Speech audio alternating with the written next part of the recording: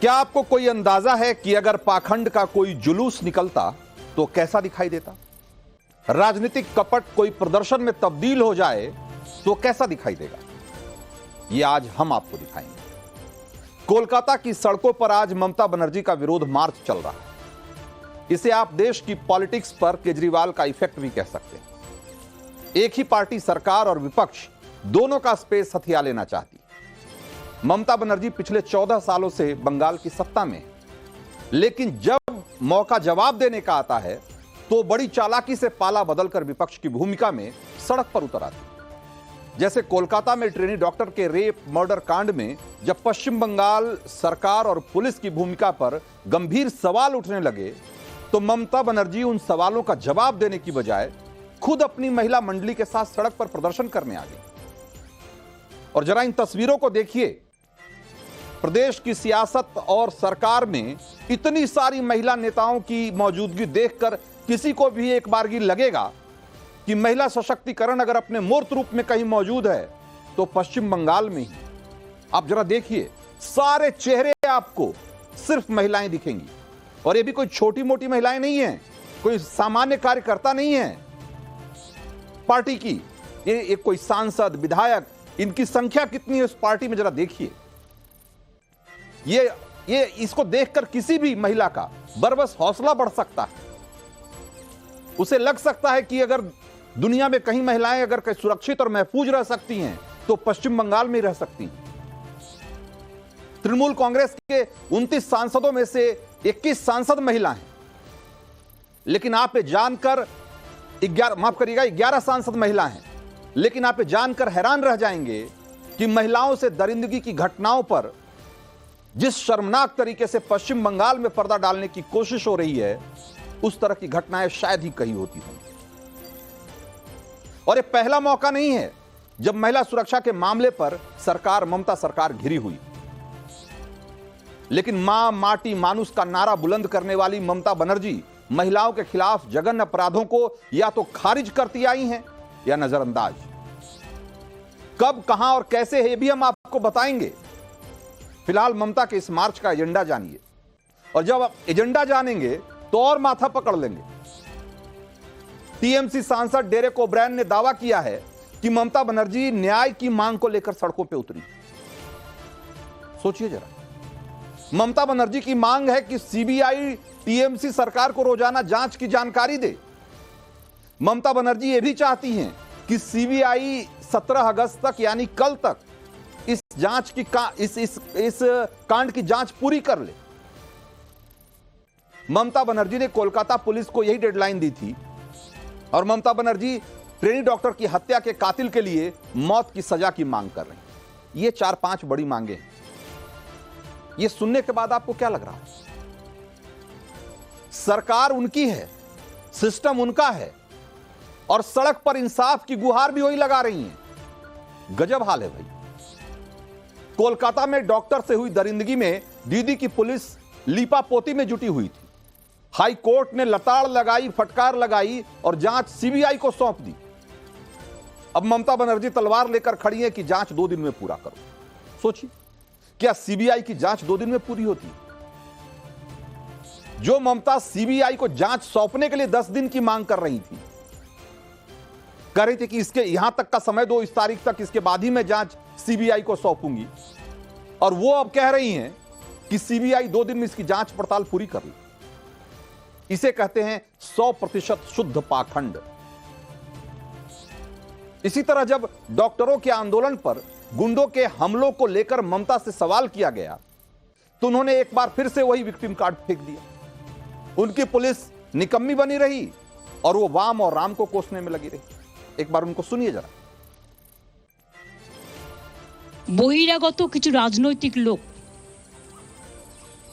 যারা বাংলায় অশান্তি করতে চান, বাম এবং রাম, তারা একত্রিত হয়ে এই গন্ডগোলটা করেছে।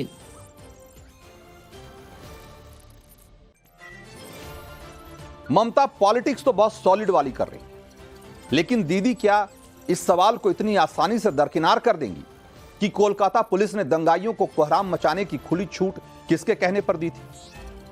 कोलकाता के पुलिस कमिश्नर कल आरजी कर अस्पताल में हंगामे के बाद त्योरी चढ़ा चढ़ाकर बोल रहे थे कि उन पर और उनकी पुलिस पर कोई सवाल नहीं उठा सकता है साहब।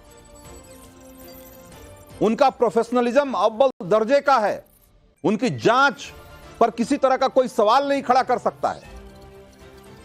लेकिन अब पता चल रहा है कि दीदी और गोयल साहब की जो पुलिस है वो दंगाइयों को देखकर महिलाओं के कपड़े में भी छिपने को तैयार हो जाती है। और अगर आपको यकीन नहीं आ रहा हो तो जरा आरजी कर अस्पताल के इस नर्स की बात का बयान सुनिए, हम सुनवाते हैं आपको, जिसने आधी रात को अपनी आंखों के सामने दीदी की पुलिस को कहां कहां नहीं छिपते देखा। एक बार सुनिए उसकी बयान, बाइट जरा। एक मॉब जो बहुत एग्रेसिव है, बहुत एग्रेसिव है, पूरा मतलब दानव जैसा उसमें है जो जोश था। तो वो अंदर आया, पूरा बैरिकेड तोड़ के अंदर आया।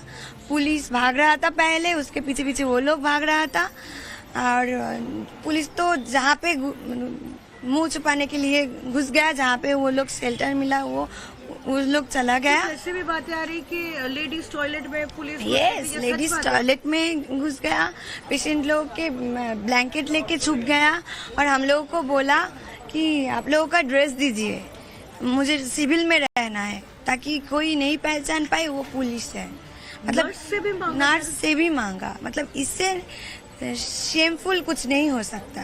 पुलिस जिसका ड्यूटी ये है हम लोग को प्रोटेक्शन देना है, वो हम लोगों से प्रोटेक्शन मांग रहा है।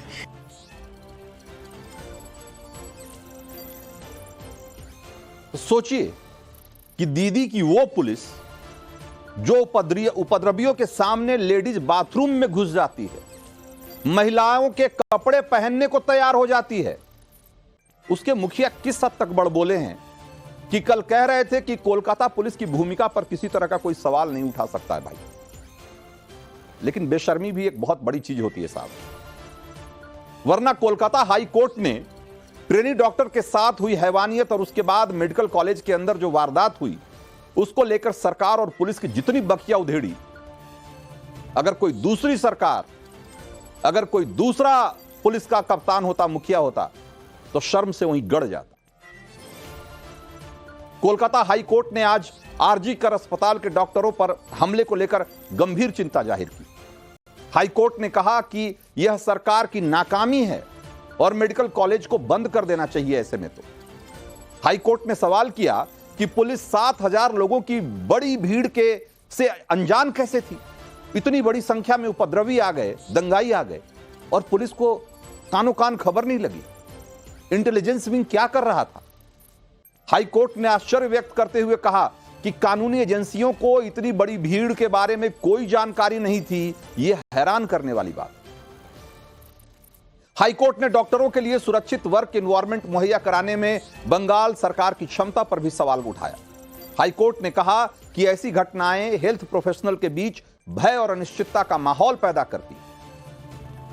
हाई कोर्ट ने इस बात पर जोर दिया कि ऐसा माहौल बनाना सरकार की जिम्मेदारी है जहां हेल्थ प्रोफेशनल हिंसा या धमकी के डर के बिना अपना काम कर सके। लेकिन ममता सरकार और उनकी पुलिस ऐसे सवालों और ऐसे आरोपों को कपड़े पर लगे धूल की तरह झाड़ कर निकल लेते हैं, जैसे कि कुछ हुआ ही नहीं। ममता को लगता है कि राजनीति में हर चुनौती का जवाब सड़क पर उतर कर दिया जा सकता है। और ऐसा सोचने की वजह भी है, बहुत वाजिब वजह है। असल में ममता नंदीग्राम और सिंगूर की देन है, उसकी उपज है। इसलिए शायद वे भूल रही हैं कि जब आप सड़क पर उतरती थी, आप विपक्ष में थे, तब आपकी जिम्मेदारी सत्ता पक्ष को घेरने की थी। लेकिन आज आप खुद सत्ता में, और वो भी आज से नहीं बल्कि पिछले 14 सालों से। लेकिन अगर आज भी आपको लगता है कि पॉलिटिक्स की वही पैतरेबाजी अब भी काम करेगी, तो इसे क्या समझा जाए, कहना मुश्किल। ममता दीदी शायद साबित करना चाहती हैं कि कोलकाता कांड भी संदेश खाली जैसा ही मामला है, और जैसे लोकसभा चुनाव में संदेश खाली के मुद्दे का कोई असर नहीं पड़ा, वैसे ही कोलकाता के मामले का भी उनकी राजनीति पर कोई असर नहीं पड़ने वाला। लेकिन ममता के लिए संदेश खाली नहीं, सिंगूर जैसा टर्निंग पॉइंट भी साबित हो सकता है। यह बात उनको याद रखनी चाहिए। इतनी विभत्स घटना को नजरअंदाज करके आप आगे नहीं बढ़ सकती। हालांकि ममता समेत पूरी टीएमसी इसी कोशिश में। लोकसभा में टीएमसी के 29 सांसद हैं, जिसमें महुआ मोइत्रा, काकोली घोष और डोला सेन समेत 11 सांसद महिलाएं हैं। बावजूद इसके कोलकाता रेप और मर्डर केस में तृणमूल कांग्रेस की ज्यादातर सांसद चुप हैं, एकदम खामोश हैं। और महुआ मोइत्रा, जो कि दुनिया के कौन सा ऐसा मुद्दा होगा जिस पर कि नहीं बोलती, वो उनके मुंह से भी एक शब्द नहीं निकल रहा। कोलकाता रेप और मर्डर केस पर पहली प्रतिक्रिया देने में 5 दिन लग गए महुआ मोइत्रा को, जबकि हिंडनबर्ग की रिपोर्ट जब आई थी तो महुआ मोइत्रा ने घंटे भर के अंदर ही सोशल मीडिया प्लेटफॉर्म पर मोदी सरकार को घेर लिया। 10 अगस्त से महुआ मोइत्रा ने हिंडनबर्ग रिपोर्ट पर 20 पोस्ट किए, लेकिन कोलकाता केस पर सिर्फ एक एक्सपोस्ट, सिर्फ एक। सोचिए, और वो भी चौतरफा आलोचना के बाद। महुआ ने कल और आज इस मामले पर 2 वीडियो संदेश भी जारी किया, लेकिन एक शब्द भी उन राक्षसों के खिलाफ नहीं बोला जिन्होंने आधी रात को अस्पताल पर हमला बोला। उल्टा उनका पूरा फोकस ये साबित करने में रहा कि यह गैंग रेप नहीं हो सकता है। महुआ के वीडियो में संवेदना और सफाई के अलावा कुछ नहीं। सफाई इस आरोप की कि क्यों सेमिनार हॉल के आसपास का कंस्ट्रक्शन शुरू किया गया। महुआ बड़े आराम से उस कोलकाता पुलिस का भी बचाव कर रही है जिसकी मौजूदगी में हमला हुआ, जिसने एक गैंग रेप और एक मर्डर को सुसाइड साबित करने की कोशिश की, जिसने इस पूरे मामले को रफा दफा करने की कोशिश की, जिस सरकारी सिस्टम ने एक प्रिंसिपल को, जो कि इस मर्डर के मामले को सुसाइड साबित करना चाहता था, उसे 4 घंटे के भीतर रिवार्ड देकर एक दूसरे बड़े मेडिकल कॉलेज का प्रिंसिपल बना देता है, उस सिस्टम के खिलाफ भी एक शब्द नहीं बोल पाई। जो उन्होंने कहा, एक बार आप भी सुनिए। That the place of occurrence, the crime scene, was tampered with and there was some kind of construction going on there. Please understand the facts surrounding this. The crime scene, the PO, the place of occurrence, was sealed off by the police immediately after the crime came to light. It is now only within the Calcutta police and CBI are the only people who can access that. It is secured. After the incident happened, the health secretary came to the spot and met with doctors and students. The students said that they needed a rest area and they needed toilets to be constructed immediately. The superintendent engineer was asked without delay on behalf of the students to go and construct this. सुना आपने, कितने सधे हुए लहजे में कह रही हैं, कैसे सफाई दे रही हैं। ये वो लोग हैं जो इस देश में लोकतंत्र और संविधान की बात दिन रात करते हैं, और वो महुआ मोइत्रा और वो टीएमसी जो कि इस देश में लोकतंत्र बचाने की मुहिम में निकले हुए रहते हैं 24 घंटे। वहां छात्रों के आंदोलन को दबाने के लिए गुंडे भेजे जाते हैं, उसके खिलाफ एक शब्द नहीं बोल पाते। एक जन आंदोलन जो कि एक बेटी को इंसाफ दिलाने के लिए लड़ाई लड़ रही है, जो कि उठ खड़ी हुई है, उस आंदोलन को तहस नहस करने के लिए, उसे ध्वस्त करने के लिए गुंडों की फौज खड़ी कर देती, और इसके खिलाफ ये एक शब्द नहीं बोल पाते। ये है इनकी निष्ठा लोकतंत्र को लेकर। टीएमसी के नेता कोलकाता पुलिस की नाकामी छुपाने में लगे हुए हैं, और इंडी गठबंधन के उनके जो साथी हैं वो ममता सरकार की नाकामी पर पर्दा डालने के लिए पूरी ताकत झोंके हुए। विपक्ष के नेता राहुल गांधी ने अस्पताल पर हमले के खिलाफ अभी तक कुछ नहीं बोला। आप सोचिए, वो अस्पताल पे हमला नहीं था, वो एक जन आंदोलन पे हमला, वो एक इंसाफ की लड़ाई को दबाने की मुहिम कोशिश थी। जबकि याद कीजिए कि हाथरस का मामला सामने आने के बाद उन्होंने धावा बोल दिया था। उनकी बहन प्रियंका गांधी ने रेप के मामले को लेकर सोशल मीडिया पर आज फिर पोस्ट किया है, लेकिन कोलकाता के साथ साथ एनडीए शासित राज्य बिहार, उत्तराखंड और यूपी को भी लपेट लिया। प्रियंका ने महिला सुरक्षा पर इतना घुमा फिरा कर इतना लंबा लेख लिखा है कि आप पढ़ेंगे तो आपको हैरानी होगी, लेकिन कोलकाता पुलिस की लापरवाही के खिलाफ, उसकी नाकामी के खिलाफ एक शब्द नहीं लिखा हूं। वही हाल आरजेडी के मुखिया तेजस्वी यादव का भी है। सिर्फ और सिर्फ कोलकाता के मामले में लिखने में तेजस्वी के भी हाथ कांप रहे हैं, इसलिए बिहार के मुजफ्फरपुर और दरभंगा होते हुए कोलकाता तक पहुंच पाए। उनका भी मैं ट्वीट आपको दिखा रहा हूं, एक्स पोस्ट दिखा रहा हूं, देख लीजिए उन्होंने सोशल मीडिया पर क्या पोस्ट किया। ममता का साथ देने में सबसे अव्वल तो अखिलेश यादव निकले। जिस रेप और हत्याकांड का जिक्र करते वक्त देश की बेटियों का गला बंधा जा रहा है, गला रुंध जा रहा है, उस कांड को लेकर उपजे आक्रोश को अखिलेश यादव सीधे सीधे राजनीति बता रहे हैं। अखिलेश यादव को भी सुना जाए एक बार।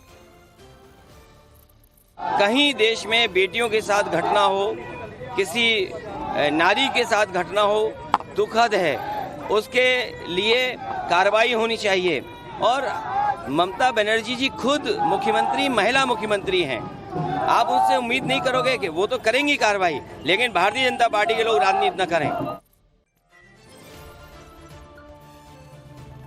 तो अगर यूपी में छोटी से छोटी घटना भी हो जाए तो अखिलेश यादव राजनीति करने के लिए स्वतंत्र हैं, लेकिन अगर बंगाल में एक बेटी की रेप के बाद हत्या कर दी जाती है, उस पर किसी को जुबान नहीं खोलना चाहिए, वो राजनीति कही जाएगी। वो अगर बीजेपी करेगी तो राजनीति कही जाएगी, अगर अखिलेश यादव करेंगे तो उसको कंसर्न कहा जाएगा, वो लोकतंत्र बचाने के लिए निकलेंगे। यह है दोहरा रवैया, यह है दोहरा मानदंड।